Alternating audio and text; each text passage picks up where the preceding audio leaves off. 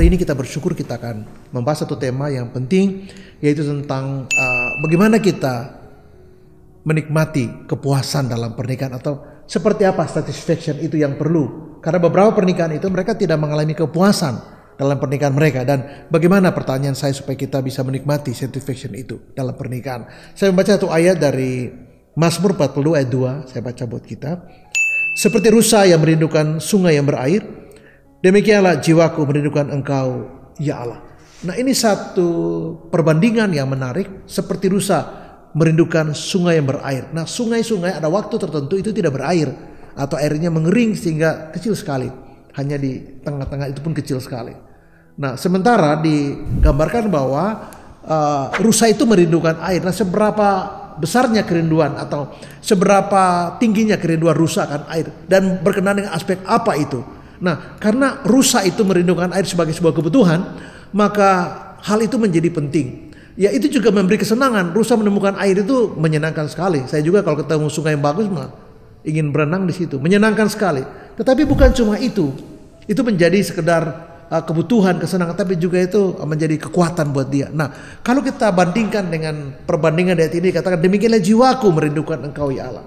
Jadi pemazmur yang mengatakan bahwa rusa itu begitu merindukan air, dia senang dengan air, dia mendapat kekuatan kalau dia minum, dan dia juga tahu bahwa itu kebutuhan dia. Nah, kalau jiwa kita begitu merindukan Allah seperti tadi perbandingan rusa merindukan air, sungai yang berair, maka berapa dalam jiwa kita, itu pertanyaannya. Berapa tingginya kerinduan kita untuk merindukan sebuah hubungan, sebuah relationship, sebuah intimasi dengan Allah. Karena disitulah akan menimbulkan kepuasan sejati kita dalam pernikahan, dalam hubungan kita dengan Tuhan secara pribadi, dalam hubungan dengan suami istri, dan juga dengan anak-anak satu keluarga. Sehingga kerinduan kita akan Allah sejauh mana, sejauh apa, itu akan menentukan kepuasan kita dalam pernikahan. Satisfaction itu dibangun karena keterlekatan kita ya dengan Allah, sumber kehidupan itu sendiri.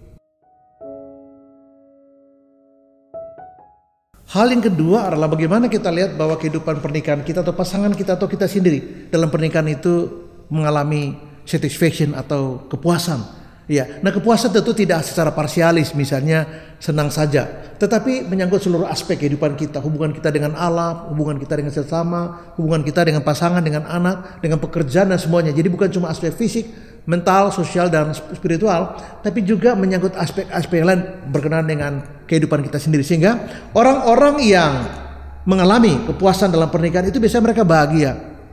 Ya, pernikahan mereka jalani dengan kebahagiaan yang mereka miliki. Ya, biasanya mereka lebih bersemangat. Jadi kalau kita lihat pasangannya tidak bersemangat, kita lihat pasangannya banyak mengeluh, kita lihat pasangannya banyak menarik diri, kita lihat dia tidak mau bergaul, atau mungkin diam seribu bahasa, mungkin dia menyimpan sesuatu yang kalau dibahasakan itu justru akan menyakitkan, akan mengalami ruminasi. Ruminasi adalah kalau kita bicara tentang masa lalu kita yang tidak buruk, itu sama dengan kita sedang berusaha melukai diri kita lagi dengan pengalaman yang buruk yang sedang kita ceritakan ulang. Sehingga mungkin itu membuat dia tertutup. Biasanya lebih pasif, lebih tidak ada kreativitas di sana. Dan orang-orang yang seperti ini mungkin menjadi sulit juga secara sosial untuk berbagi, sulit juga untuk bergabung, untuk menikmati barangkali orang lain sedang tertawa atau bahagia atau sedang aktif melakukan A, B, C, D. Mereka biasanya tidak. Mereka menarik diri dan cenderung mereka agak sinis, kadang-kadang juga agak merendahkan orang, atau mungkin dia merasa dirinya rendah karena kehidupannya tidak memuaskan. Biasanya kebutuhan-kebutuhan tidak terpenuhi. Misalnya uang belanja kurang, atau suami terlalu sibuk dan anak-anak bisa terbiarkan, atau dia udah capek sendiri.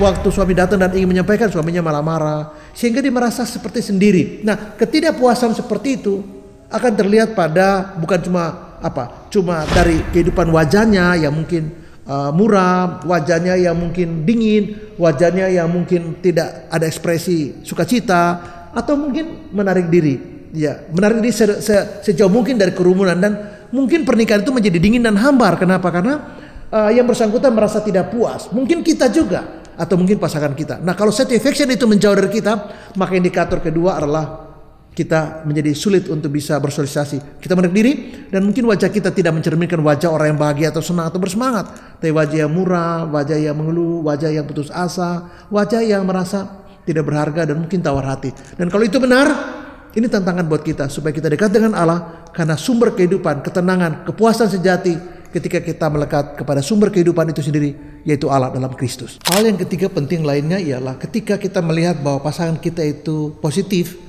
dia berpikir positif, perasaan emosinya juga positif, sikap dia positif, misalnya dia lebih aktif, lebih partisipatif dalam sebuah lingkungan, pelayanan. Dia kelihatan lebih mampu untuk kooperatif dengan suami, dengan anak-anak, dengan keluarga besar. Ya, terlihat di wajahnya pun itu mencerminkan indikator yang sama. Dia happy. Nah, biasanya sikap positif itu akan terlihat. Tapi kalau dia mulai mengeluh, uang kurang lah, mungkin karena kita juga tidak memperhatikan itu, atau merasa stres karena rumah tangga juga penuh dengan masalah. Ya, rumah tangga mana sih tidak ada masalah. Tapi kalau dia terus-terus mengeluh, stres dengan masalah, dan dia mau pergi berlibur dulu karena udah tegang dengan situasi rumah yang tidak karu-karuan, atau mungkin anak-anak bikin sakit kepala dan segala macam, atau kalau dia mulai mengeluh dan membandingkan dengan orang lain, itu agak berbahaya. Apalagi dia mulai bertanya, kira-kira kalau kita hubungi pengacara bayar berapa ya? Untuk apa? Nggak, saya mau konsultasi tentang perceraian. Kalau itu benar, itu agak bukan cuma tidak puas dengan pernikahan, tapi ini kelihatan kalau sakit ini bukan sakit biasa, ini emergensi dan harus masuk di UGD, harus tangani segera kalau tidak berbahaya. Kalau dia mulai berpikir nanti kalau kita bercerai, ya kita bisa ketemu kan sama anak-anak, aksesnya boleh dari saya, boleh dari kamu, dan jangan dibatasi. Atau kalau kita bercerai gimana ya pembagian harta gono gini ya. Nah, kalau sudah mengarah percakapan, narasi udah kayak gitu, saya mengatakan bahwa ini sangat krusial, harus segera ditangani. Karena bukan saya tidak puas dengan pernikahan, bukan saya negatif, tapi ini langkah-langkah sudah menuju kepada titik di mana kita sudahi semuanya. Dan kalau itu benar, ini bukan saya tidak puas, saya katakan bahwa ini sudah krisis dalam hubungan, sehingga harus cepat ditangani. Karena kalau dia sudah mulai mengeluh, mulai merasa dirinya buruk, tidak baik, tidak cukup baik, tidak puas, dan banyak sekali keluhan, bahkan merencanakan untuk mengakhiri hubungan ini, saya ingin katakan bahwa ini cepat ditangani. Kalau tidak, ini bisa sangat berbahaya dan bisa berujung dengan perceraian dan situasi yang tidak pernah kita bayangan sebelumnya. Hal yang terakhir yang penting yang saya ingin tegaskan di sini ialah bahwa ketika kita merasa tidak puas dengan pernikahan dan kita tahu bahwa sumber kepuasan sejati itu, kebahagiaan sejati itu ada pada relasi kita dengan Allah dalam Yesus, maka langkah terakhir yang sangat penting bagi kita ialah bawa pasangan kita, dorong dia, doakan dia supaya kita bisa melekat pada sumber ketenangan sejati, melekat pada sumber kebahagiaan sejati, melekat pada sumber kepuasan sejati. Nah, satisfaction itu hanya akan mungkin kita temui, dan itu pasti ketika kita memberi ruang besar buat Roh Kudus menolong kita, memberi ruang besar supaya firman Tuhan mengatur hidup kita, memberi ruang besar supaya Yesus yang menjadi leader buat kehidupan kita. Dan kalau itu benar, doa bersama menjadi salah satu kunci di sini. Nah, doa bersama kita berbagi pergumulan kita dengan pasangan, tapi juga pasangan kita dengan kita, dan kita dengan pasangan kita dengan Tuhan. Jadi kita sampaikan apa yang menjadi perasaan dia, apa yang menjadi pergumulan dia, apa pergumulan kita bersama, ketidakpuasan kita bersama. Kita cari solusi, tapi kita bawa itu kepada Tuhan dalam doa. Dalam doa itulah kita sedang narasikan apa yang menjadi impian, harapan, mimpi, dan barangkali pergumulan kita. Dan dalam kebersamaan itu kita menaruh banyak kepercayaan di situ, kita menaruh banyak harapan di situ. Dan ketika kita berharap pada Tuhan, kita bersandar pada Tuhan, kita pegang janji Tuhan, maka kita bukan hanya mengatasi apa yang disebut dengan ketidakpuasan, kita menemukan kepuasan sejati.